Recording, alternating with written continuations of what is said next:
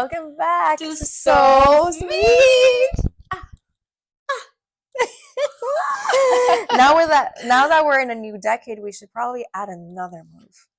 Okay, so it'll be like 1, 2.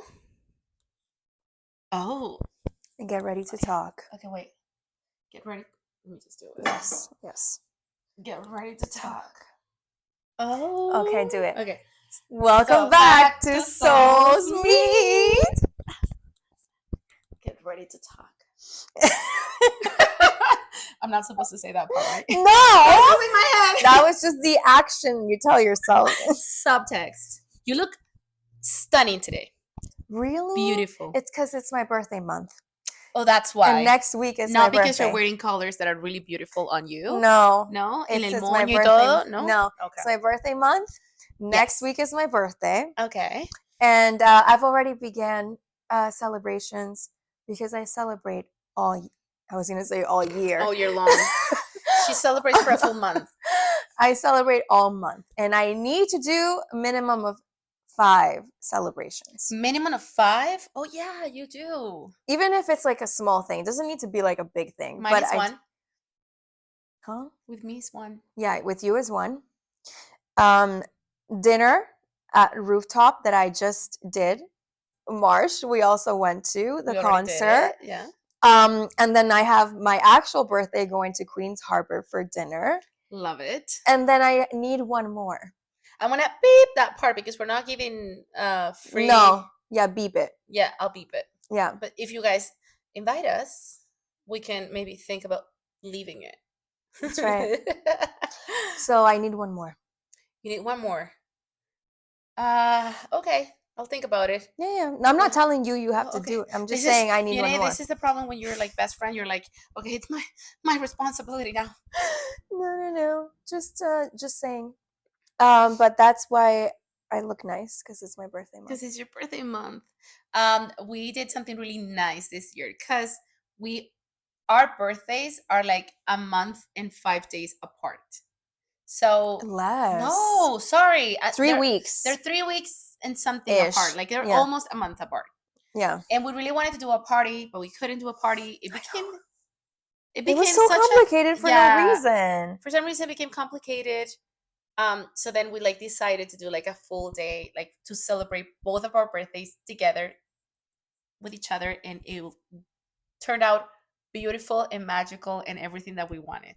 Yes. It was perfect that day. It truly perfect. was. It was such a perfect day together. The weather was beautiful. Perfect, sunny, warm. Food was incredible. Yeah, we were laughing like all day. All day activities. Yeah, it was activity. We both like activities. Yes. We like to do things. In specific, if it's new, we like new things. We like new things. That's exactly what we did. We tried something new. Yeah, and we didn't plan it. We were spontaneous. Because we like that too. Yeah. What a day. So yeah, it was a great day. So we're back with 2 new stories. 2 new stories. And I will go first. You always want to say that. Yeah, so. I will go first. Sorry. Now you get to see the real her. Yeah, I know. She's not all sunshine and rainbows. She's a bitch. Like the beach in the last like episodes. The beach bitch, yeah. Beach bitch. Okay. Am I in the wrong for kicking out my friend's neurodivergent friend for what I felt was ignoring boundaries and touching my most personal stuff? I'm just super annoyed that I'm made to be the bad guy, but in case I'm missing out on something, here it is. My friends have a buddy they bring along who is on the spectrum and high functioning. They can drive, live independently, clearly make friends, hold down a job. So personally, I think they can understand and respect boundaries. They have this annoying and disgusting habit of burping really hard, effortfully, so it is loud. And I have a sensitive nose and it smells. Oh. I don't care they do that, but when it's in my literal personal space, less than 3 feet away, that's an issue. I told them several times not to do that when they're literally facing me and talking to me. facing me or literally eating next to me, with an entire plate of food being passed around. To the end of my patience was then met when I had a gathering and they invited them. Their friend, came in and I was warm to them. Then they go to the bathroom. I come back looking for them to tell them we are eating dinner. Sorry. Lo and behold, they are playing with my hearing aids. I put in a device to dry them out since it was raining. My friends just speak louder around me when they're off. I literally need those for work and my safety, and other people playing with, let alone wearing them, is unsanitary. I flipped out and told them to put those down, and he burped in my face, laughing, saying they were sorry, and tried to hug me. They dropped one of my hearing aids on the floor and almost spilled their drink on it, the puddle barely touching it as I grabbed it. These are $3,000 each.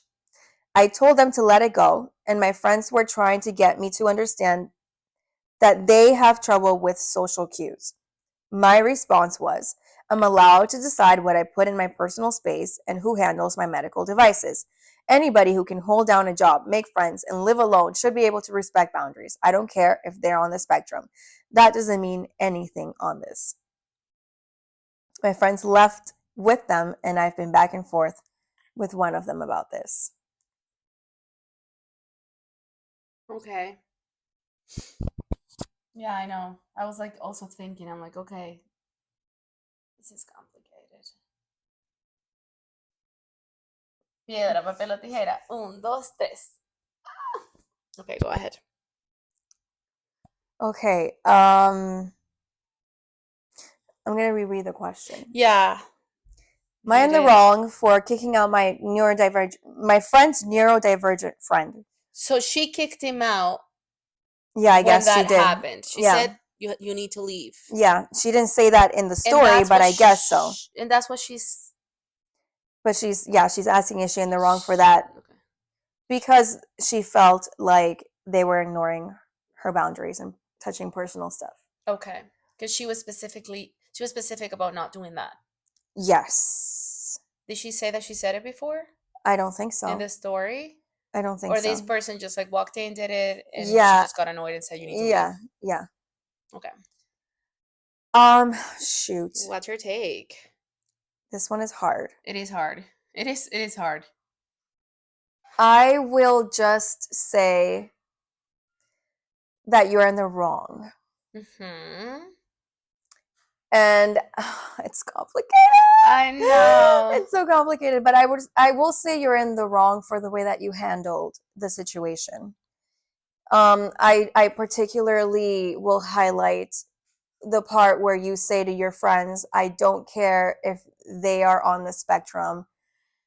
If they can hold down a job, have friends, which I understand where you're coming from, but saying I don't care they're on the spectrum and then kicking them out, I don't think that's the right way to handle this situation, because even if this person is able to hold down a job, have friends, live on their own, the social cues might still be a thing that they don't fully understand. And that's a complication with people on the spectrum. Even people that are very high functioning don't understand social cues. And so I think the better way of handling that situation was to have a conversation with this person and say, hey, listen, these are my hearing aids. I need them for XYZ. They're very expensive. Please don't touch them. Please don't play around with them. And leave it at that. I don't think kicking them out was necessary. Right. I also understand where you would feel annoyed with the constant burping, but again, that also ties in with social cues. And while for you it might be an obvious thing that they understand boundaries because they can do all these other things, it's not that simple. Yeah. And so I'm just saying you're in the wrong for your feelings are valid and you're entitled to your opinion, but I don't think you handled the situation correctly. So that's why I will say I think you're in the wrong. Yeah, I also think the same way because okay, let me try to go on a different perspective. This is the thing with these stories, you can't really, because it's not really about like what this person feel or thought or whatever. Like there are actual facts in these things, and from what we gather in the story, there wasn't a previous conversation about it. Yeah. And there are so many different cases in which people will come to your house and cross a boundary that they have no idea it is one for you. So this is one of those cases. Is it more physical? Is it more something that you think it would be obvious to the rest of the people? Yes, it would be obvious to other people, but definitely somebody on the spectrum doesn't necessarily understand those cues, doesn't necessarily understand how bad this is. Um, And they even also, sorry to even interrupt you, but they also might not understand your feelings behind it. Yeah, exactly. Even you in the moment reacting towards that in a way that you think anybody else would be like, oh my gosh, no. For them, it might not. They're just giving a reaction, and this is it goes obviously deeper in like behavior and like how like what like the feedback that they get and how they think they're doing something fun and funny because they got a reaction from you. Yeah. It's complicated, it's deeper, it's something that has so many layers, like we can't really come here and explain it. But I will say that it's possible that they did not understand in the moment what they were doing at all. Like they were just like thought they were doing something fun. Probably when they burp Mm-hmm. when they burp in front of people, they probably get they get responses, they get reactions from people, and for some people they laugh. Yeah. Some people will laugh at the burps, some people will be like ha ha ha, and they have kind of registered that if I do this, people will actually laugh at me, and they'll be like my friends. They might not be registering that this could be something really bad, or like some for somebody could be disgusting or whatever. Or even if they do, for them it's like it's a way of connecting because I don't have other ways of connecting to people. These are just like the few things that I can do, and people will have like a conversation with me. I Yeah. will feel quote unquote included. So again, your feelings are really really valid, like so valid to be like mad and all these things. But I think you have to look at it from, if you've had other people over and they crossed the boundary that they didn't know, you will probably sit down and be like, hey, just can you please don't do that. This is something that you could have maybe had to do with this person in a more extensive way, in like more communication is gonna was needed, like understanding like how that's what happens when you have a friend on the spectrum and like having them in their lives. Now like realistically also that is your house, and at the end of the day you choose and decide who is in Yeah. your house. But Mm-hmm. because you're, I think it's from a moral perspective, morality, you could have done it better. Yeah. Yeah. Thank you for your Next story. story. Okay. Am I in the wrong for not reaching out to my friend while I am in town visiting? If this was you, yeah, you're in the wrong. How dare Like you if not I'm, reach out to me? why would I reach out? We talk every day. If you moved. That wouldn't even be reaching out. If you moved. My expectation is like we still talk every day, even if I moved. Isn't that your expectation, Yarine? Well, you made or are making decisions without me, and it affects me. So our friendship to this level only has like a location, a radius. No, it doesn't. But I think that before you come to certain conclusions and decisions, you also need to have conversations with me about it. I didn't say we wouldn't. I don't know. I'm just saying, I don't know. if I'm visiting town in a town that you live, I don't need to reach out because we would be talking, because we're mature people, and when we make decisions we talk about how we feel, and we don't need to like separate. in our heart. You see? I don't know. Well, people out there, I know you're confused. Preface And scene. Go ahead. and scene. Go ahead. Preface. That brings me back to Twilight. We have been best friends for over 15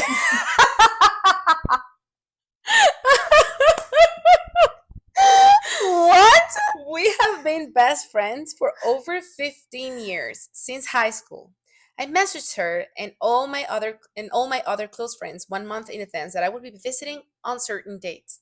She said she was so excited. I was too, considering I'm 7 months postpartum and was excited for her to meet my daughter for the first time. When I landed home, most of my friends had already messaged me saying, "Hey, how was the flight? How did your baby girl do on the plane? What would be a good day to see each other?" But her radio silence. Oh, wow. Since I've had my baby, she has barely checked on me, hasn't called or even FaceTimed me to see my daughter. She has not reached out to me at all since I've been back home. I asked my husband if I should message her, and he doesn't think I should, mostly because she's a repeat offender of doing and saying things that are pretty messed up. Oh. He doesn't feel she's a good friend to me. I don't either, but I'm having a hard time letting a friendship of over 15 years just die. Mm. However, this would be the nail in the coffin for me.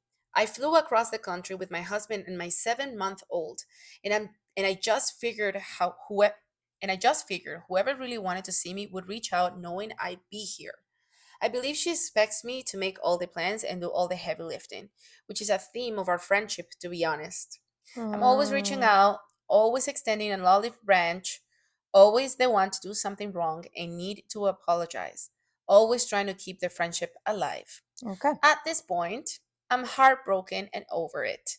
I really don't care to salvage, but some of my other friends think I should at least ask her what the fuck is her problem. I know she's pissed I haven't messaged her, but I already did the hard work of getting here. I don't know. I just want to leave it alone and move on from this relationship personally, or should I bite the bullet and message her? Am I in the wrong? Okay, what was the question again? Like, am I in the wrong for like not like reaching out To my friend. to my Okay. friend? Do you forget the question already? Yeah, clearly. Like after If I asked this, because I did. like after you were like all on me and like formándome peo. What does that have to do with the question? I Anyway. forgot it. Piedra, papel o tijera. 1, 2, 3.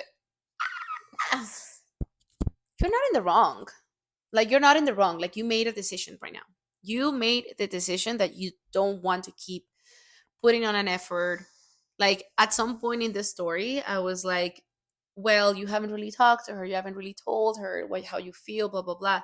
But after she was like, I do the heavy lifting. I'm always the one reaching out. I'm Yeah. always the one making the effort to see each other. I'm always the one like looking away when she says something or does something. If you already feel that she's not a good friend, you're not in the wrong for being like, okay, I'm not willing to do the same things that I've been doing for this person or for this relationship. And I know for some people it might be like, oh, you should like reach out and blah blah blah. But that's like just other people's opinions. Like, they don't really are emotionally involved the way that you are. And this is, I can only imagine how hard and difficult this is for you, because this is the person you've invested for over 15 years. But you said it yourself when you wrote it. I don't feel like I want to salvage this. So why would you even reach out if your intentions are not even like, okay, I'm going to give this a final try. I'm Yeah. going to try to work this out with her. Those are not your feelings. Your feelings are like, oh, I might have to reach out because that would make me a better person. I don't know what the thoughts of your friends are.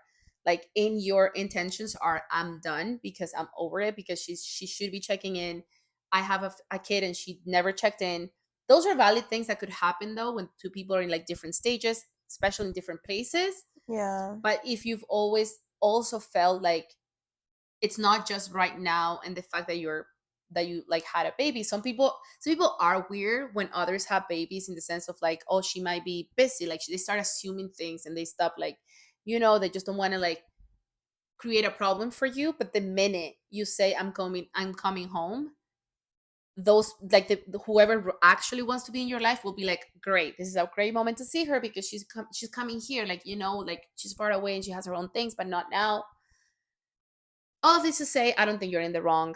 I think you're just doing what makes sense to you at this point, and it's really sad that she has just chosen not to like work on this relationship as much as you.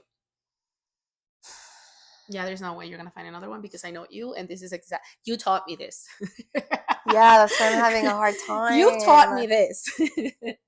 I wanted to go first. Yeah, I mean, I agree.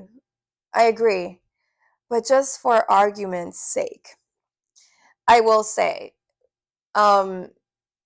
because it's been such a long friendship, like 15 years is a very long time, knowing each other since high school. I mean, I totally understand and I agree. Like, I would do the same. But I guess because it's been that long and you've been each other's best friend for a really long time, I would at least have a conversation and ask what the fuck her problem is. Like, at least I would do that. I would want to know why all of a sudden she doesn't want to talk to me, knowing that you're right, you're the one traveling, you're traveling with a baby. You let her know that you were coming. When you were coming, all your other friends reached out and she didn't. I would want to know why. I would want to have the conversation. I would most likely, either way, end the friendship as well, especially if you feel tired. You said it, you don't want to salvage this, and you've always been the one reaching out, fixing, you're always wrong. So I think it's very clear that this is just, you've outgrown this friendship, but I wouldn't leave it there. I would have a conversation and I would ask all the questions. I would want to know. It's been that long. You've known each other for a very long time. And you're in this new exciting phase in your life where you're now a mom. She hasn't met your daughter yet. This is, what a beautiful thing to happen. Like, if we're ever mothers, like, why would I not want to meet her child? And I'm sure she feels the same way. Like, I don't understand that. So I would want to understand. I would want to know what's going on. Isn't that doing the heavy lifting again, though? It is definitely doing the heavy lifting. Oh, I'm gonna do but something I also could see it as closure. Okay. Like, if she's ending this friendship and she's done, I would see it as closure. Like, I wouldn't want to just end a 15-year-old friendship. Like, let's never talk again. Mm-hmm. I would want to let her know how I feel and where I'm coming from and why.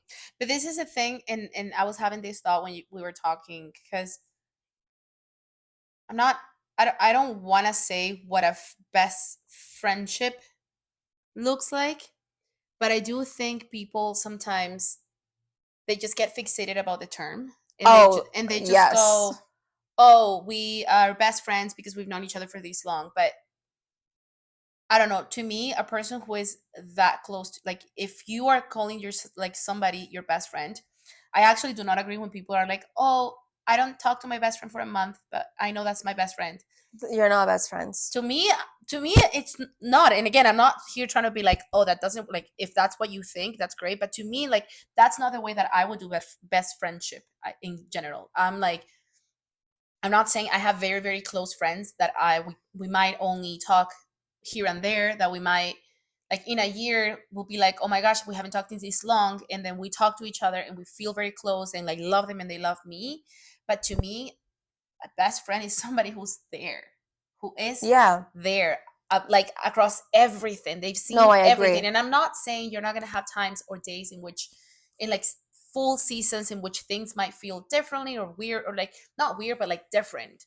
Yeah. But to me, a person who's your best friend, it's kind of like when it's like it's a relationship too, that you put effort and love into.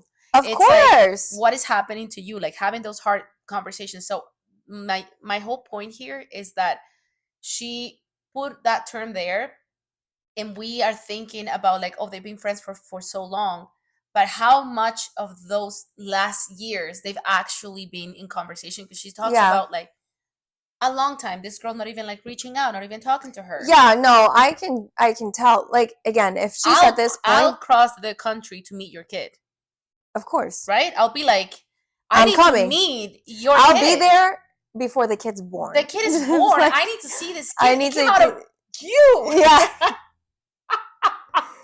I know. But that's, and again, I'm just trying to do another perspective because that's the whole point of the podcast.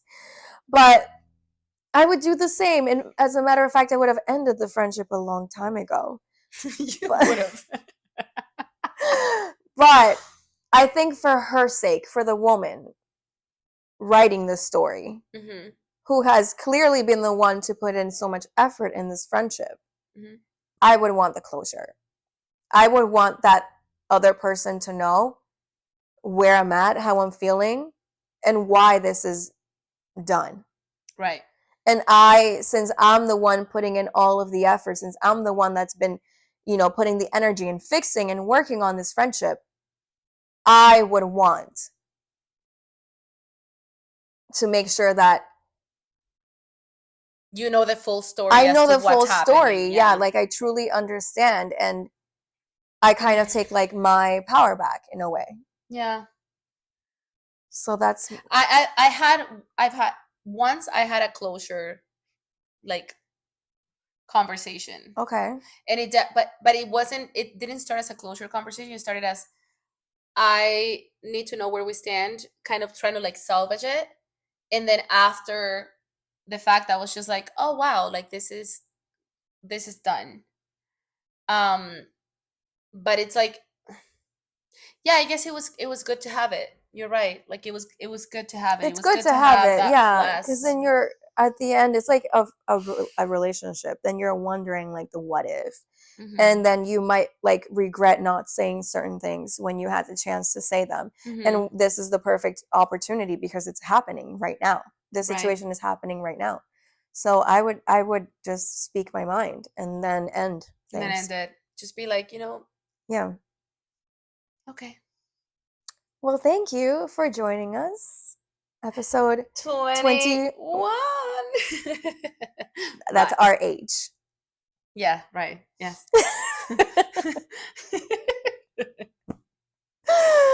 Thank you for joining us. See you next week. Bye-bye.